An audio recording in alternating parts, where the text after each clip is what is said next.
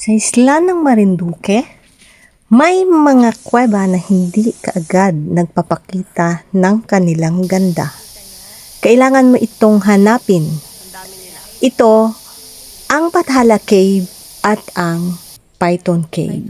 Mula sa paglalakbay papunta rito, mararamdaman mo agad na hindi ito isang ordinaryong pasyalan. Walang konkretong daan, walang shortcut, kundi isang daan na dumadaan sa kalikasan.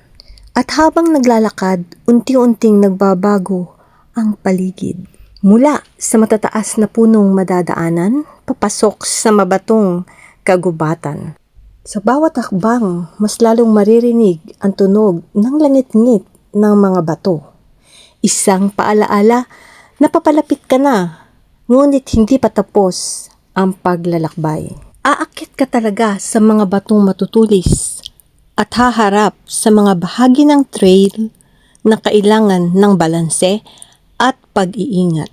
Sa bawat hakbang mararamdaman ay pagod, ngunit kasabay nito ang excitement dahil alam mong may naghihintay sa dulo. At kapag narating mo na ang huling bahagi ng trail, madidinig mo na ang huni ng daang-daang mga paniki nang sa bigla itong magpapakita ng isang napakagandang kuweba na tila ito'y isang simbahan.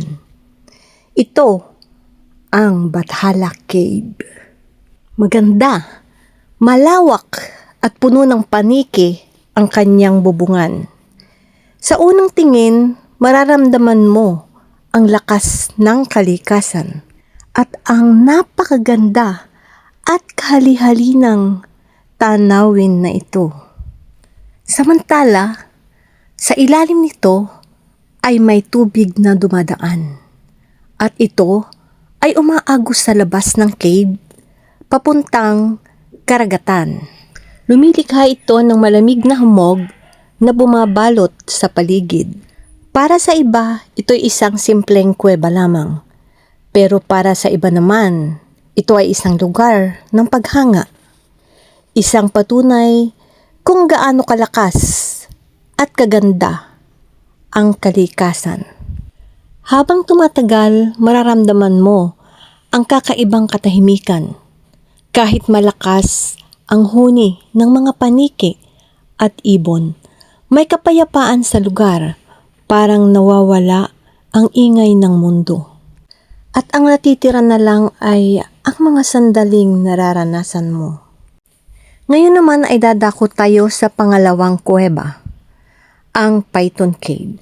Sa paligid nito ay makikita ang mga punong matataas at makakapal.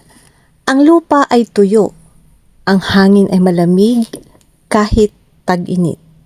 Ngunit sa kabila ng ganda nito, may kaakibat itong responsibilidad. Ang Bathala Cave ay isang likas na yaman. At ang kalinisan at kagandahan nito ay nakasalalay sa mga taong bumibisita sa bawat pagpunta, mahalagang mag-iwan ng walang bakas. Panatilihing malinis ang paligid at igalang ang kalikasan. Dahil ang mga ganitong lugar ay hindi basta napapalitan at ang ganda nito ay hindi gawa ng tao kundi likha ng panahon. Ito naman ang Python Cave. Makikita dito ang mga sawa na malayang nakahimlay sa kanilang sariling tahanan na kanilang kinagisnan. Marami sila at lumipas man ang maraming taon. Palagay ko mananatili pa rin sila diyan na tila ba malayang malaya sila sa lugar na yan. Ang Bathala Cave at ang Python Cave ay hindi lang isang kuweba, kundi isang paglalakbay, isang karanasan na nagsisimula sa paglalakad at nagtatapos sa paghanga. At sa bawat taong makakarating dito, may dalang kwento pauwi. Ang kwento ng pagod, ng saya, at ng ganda ng kalikasan. na hindi malilimutan.